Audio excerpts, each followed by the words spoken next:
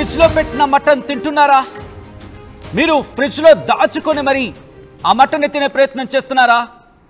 అయితే గుర్తుపెట్టుకోండి, బహుశా అది మిమ్మల్ని ఇబ్బంది పెట్టచ్చు, బహుశా అది మిమ్మల్ని ఇబ్బందికర పరిస్థితుల్లోకి నెట్టేయచ్చు. దానికి సంబంధించిన బిగ్ బ్రేకింగ్ న్యూస్ చూస్తున్నారు.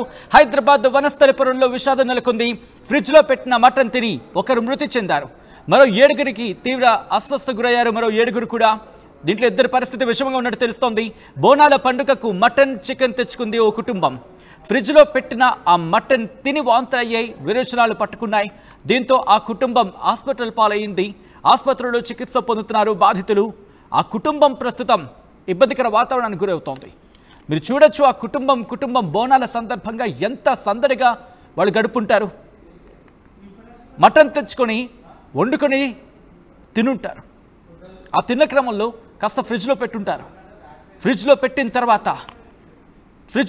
తర్వాత ఆ మటన్ మళ్ళీ బయటికి తీసి వాళ్ళు మళ్ళీ భోంచేశారా? ప్రస్తుతం బిగ్గెస్ట్ క్వశ్చన్ మాకు ఇదంతా కూడా. ఈ ఘటనలో మరో 7గురికి మరో 7గురు తీవ్ర అస్వస్థతకు గురయ్యారు. 2 పరిస్థితి విషమంగా ఉంది. బోనాల పండుగకు మటన్ చికెన్ తెచ్చుకుంది కుటుంబం.